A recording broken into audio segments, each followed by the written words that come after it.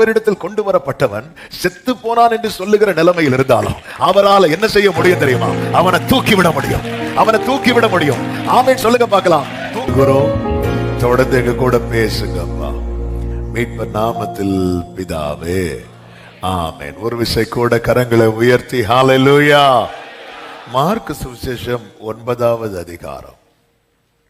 Mark சுவிசேஷம் 9வது அதிகாரம் அதனுடைய 27வது வசனத்தை நான் வாசிக்கிறேன். மார்க்கு 9:27. இந்த மாதம் வாக்குத்தத்த வார்த்தைக்காய் ஜெபித்த போது கர்த்தர் காண்பித்து தந்த வார்த்தை இது. வாசிக்கிறேன். மார்க்கு 9:27. இயேசு அவன் கையை பிடித்து அவனை தூக்கினார். உடனே அவன் எழுந்திருந்தார். கரங்களை உயர்த்தி ஹல்லேலூயா.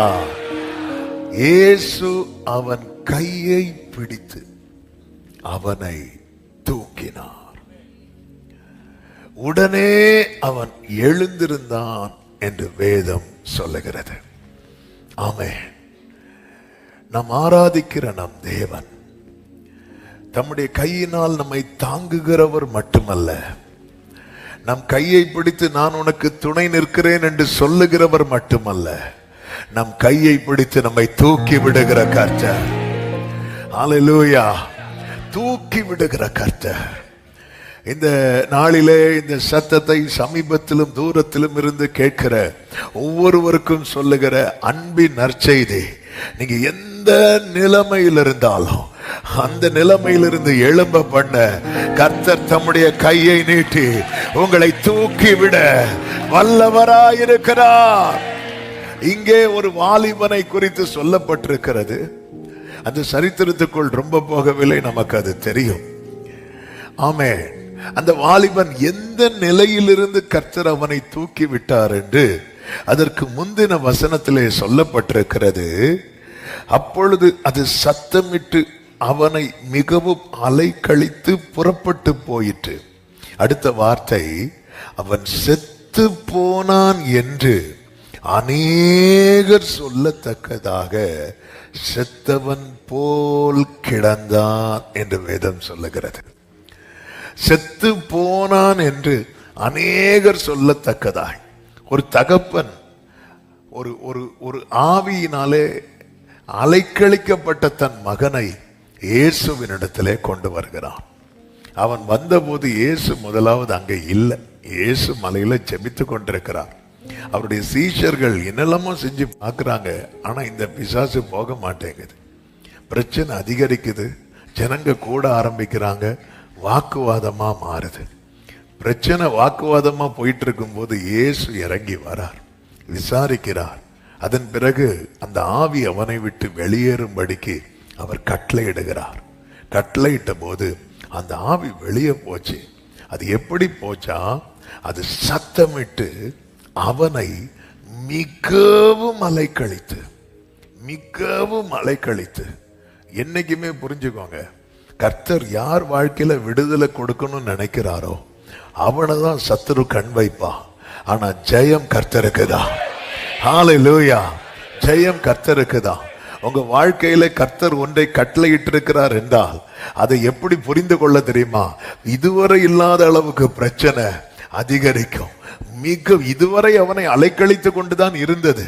தீயிலும் தண்ணீரிலும் அவனை தள்ளி கொண்டுதான் இருந்தது. ஆனால் இப்பொழுது அது அவனை எப்படி அலைக்கழிக்குது தெரியுமா? மிகவும் அலைக்கழித்து. கர்த்தருக்கு மகிமை உண்டாவதாக.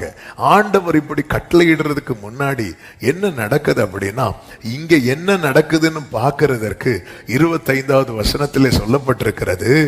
ஆமென். ஜனங்கள் கூட்டமாய் ஓடி வருகிறார்கள். கூட்டமாய் ஓடி வராங்க. சுத்தி நிற்கும் போதுதான் இயேசு கட்டளையிடுகிறார். அந்த ஆவி அவனை அலைக்கழித்து அவனை விட்டு போயிற்று. அவன் எப்படி கிடந்தானா? செத்தவனை போல. செத்து போனான் என்று அநேகர் சொல்லத்தக்கதாய். இந்த இடத்துல ஆமென், கர்த்தருக்கு மகிமை உண்டாவதாக ஒரு காரியத்தை புரிந்து கொள்ளுங்கள். ஒருத்தங்க அடிபட்டு கிடந்தா அவங்கள தூக்குவாங்களா? தூக்குவாங்க. ஒருத்தங்க செத்து கிடந்தா அவங்கள தூக்குவாங்களா? தூக்க மாட்டாங்க. ஆமென். ஒருத்தங்க அடிபட்டு ரோட்ல கிடக்குறாங்கன்னா கண்டிப்பா தூக்குவாங்க. ஒரு எங்கே ஒரு சின்ன ஆக்சிடென்ட் நடந்தாலே யார் எப்படி வந்துருவாங்க. அப்படி இன்னும் அந்த அந்த மனிதாபிமானம் இன்னும் அந்த சாகாம இருப்பதற்காக ஸ்தோத்திரம். ஆனா ஒருத்தங்க அடிபட்டு செத்து கிடக்குறாங்கன்னு வைங்களேன், யாரும் தூக்க மாட்டாங்க. எல்லாரும் சுத்தி நின்று பார்க்க தான் செய்வாங்க, தூக்க மாட்டாங்க. அதாவது இதுக்கு மேல, அதாவது ஒரு பிரச்சனை தலைக்கு மிஞ்சி போகும்போது நம்மை சுத்தி இருக்கிறவர்களுக்கு வேடிக்கை தான் பார்க்க முடியும். அந்த கூட்டத்துல அந்த மகனுடைய தகப்பனும் இருக்கிறார். அந்த தகப்பன் போய் செத்து போனான் என்று அநேகர் சொல்லத்தக்கதா சுத்தி இருக்கிறவங்க எல்லாரும் பேச ஆரம்பிச்சிட்டாங்க. அவன் கதை முடிஞ்சது, அவன் கதை முடிஞ்சது அப்படி சொன்னதும் ஓடி போய் தகப்பனும் தூக்கவில்லை. எல்லாரும் அப்படி நிற்கும் போது அந்த கூட்டத்துல யார் இருக்கிறா தெரியுமா? ஆமா, கூட்டத்தின் நடுவில் இயேசு இருந்தாலும் எல்லாரையும் போல இயேசு அல்ல. ஹல்லேலூயா. இவன் அவரிடத்தில் கொண்டு வரப்பட்டவன், அவரிடத்தில் கொண்டு வரப்பட்டவன், அவரிடத்தில் கொண்டு வரப்பட்டவன் செத்து போனான் என்று சொல்லுகிற நிலைமையில் இருந்தாலும் அவரால் என்ன செய்ய முடியும் தெரியுமா? அவனை தூக்கி விட முடியும், அவனை தூக்கி விட முடியும். ஆமென் சொல்லுங்க பார்க்கலாம். ஆமென். சில சிச்சுவேஷன் நமக்கு ஹெல்ப் பண்றதுக்கு நிறைய பேர் இருப்பாங்க, நம்மளை தூக்கி விடுறதுக்கு நிறைய பேர் இருப்பாங்க. ஆனா சில காரியங்கள் மிஞ்சி போகும்போது, கைவிட்டு போகும்போது நம்மளை சுத்தி இருக்கிறவங்களால வேடிக்கை மட்டும்தான் பார்க்க முடியும். இப்படிப்பட்ட நிலையில யாராவது இதை கேட்டு கொண்டிருக்கிறீங்கன்னா இந்த மாதத்துல இந்த வார்த்தையை நீங்க இறுக பிடித்து கொள்ளுங்க.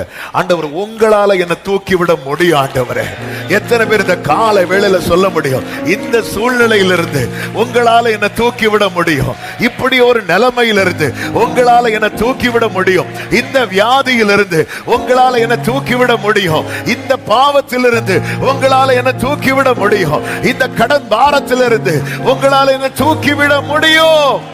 சத்தமா ஆமென் சொல்லுங்க பார்க்கலாம்.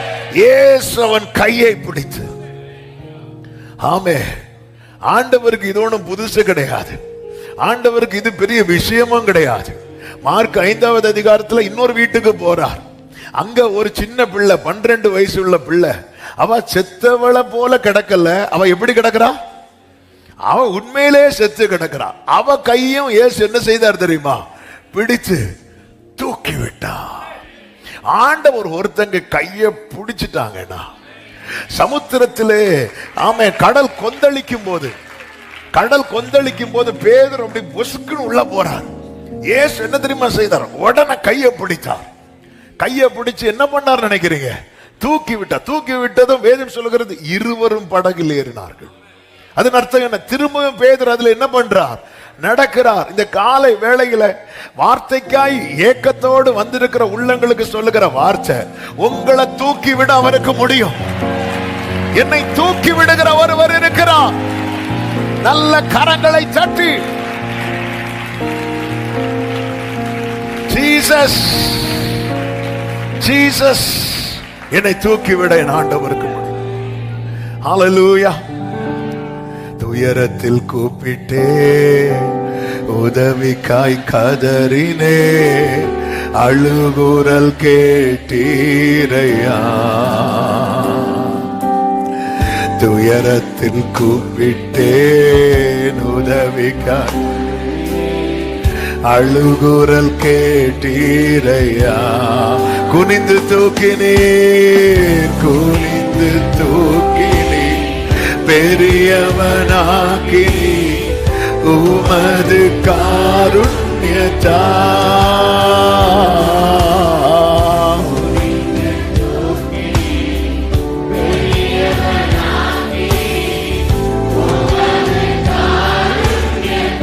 கைகளை உயர்த்தி சொல்லுவோம். குனிந்து தூக்கினீரே, பெரியவனாக்கினீரே,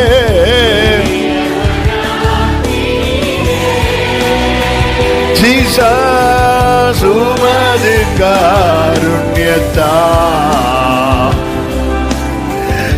பெரியவனாக்கிறீரே.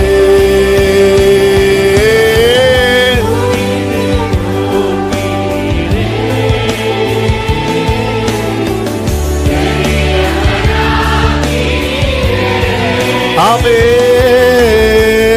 உமது ஜீசஸ்.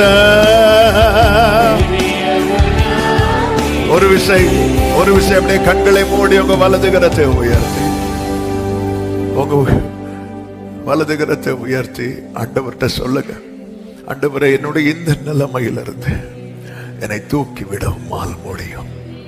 நீங்க தூக்கி விட்டுட்டீங்கன்னா நான் எழும்பிடுவேன் ஆண்டவரே, எழும்பிடுவேன் அப்பா.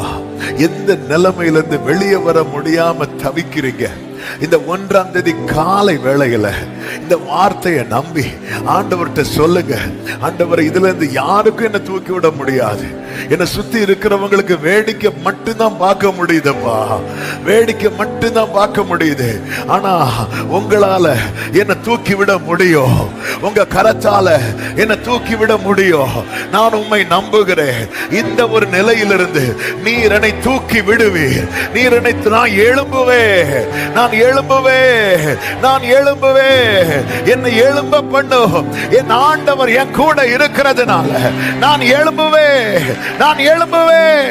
என்னை அலைக்கழிக்கிற சத்துரு தோற்று போகும்படிக்கு, ஓ என் சத்துருவே, எனக்கு விரோதமாய் சந்தோஷப்படாதே. நான் விழுந்தாலும் நான் விழுந்தாலும் நான் விழுந்தாலும் நான் எழுந்திருப்பேன். ஓ ராமா சதா ராமா காரா மா காரா. என்னை கர்த்தர் தூக்கி விடுவார், என்னை கர்த்தர் தூக்கி விடுவார்.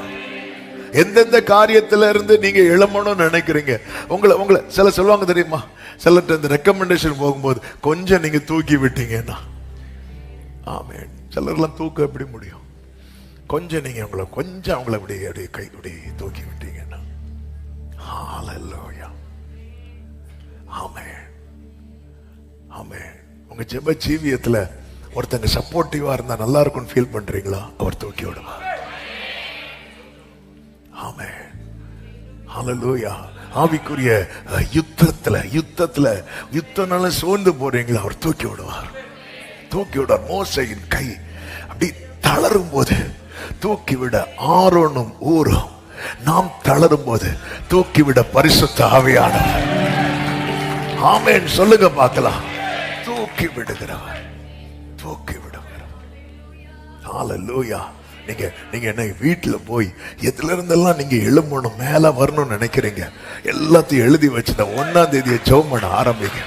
ஆமென், ஹல்லேலூயா, ஆமென். இது ஒரு தீர்க்க தரிசனமான வார்த்தை. சிறு வயதிலிருந்து இந்த வாலிபனுக்கு இந்த பிரச்சனை இருந்துச்சு. இயேசு டீல் பண்றார் பாருங்க. ஆமென், பல நாள் பிரச்சனை. ஆமென். லூக்கா சுவிசேஷத்தில் இது எப்படி சொல்லப்பட்டிருக்கும் தெரியுமா, அது அவனை கசக்கி அதுக்கப்புறம் விட்டுட்டு போகுமா. இதுவரை கசக்கி பிரச்சனை. என்ன பிரச்சனை? ஒரு பிசாசு ஒரு வாலிபனுக்குள்ள இருந்து அவனை என்ன செய்யுது, கசக்குது.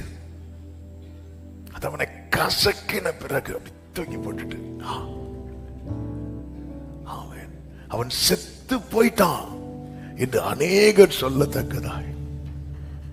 அப்ப தகப்பன் காதுல என்ன கேட்க தெரியுமா, அவன் செத்துட்டான், அவன் செத்துட்டான், அவன் செத்துட்டான், அவன் கதை முடிஞ்சிட்டு, அவன் கதை முடிஞ்சிட்டு அப்படி கேட்டுட்டு இருக்கும் போது இயேசு அவன் கையை அப்படி பிடித்து அப்படி தூக்கிட்டார்.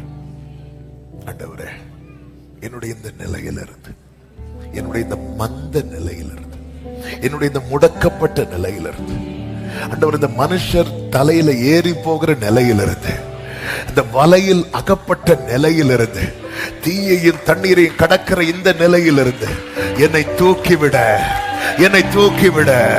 உம்மால் மட்டுமே முடியும்.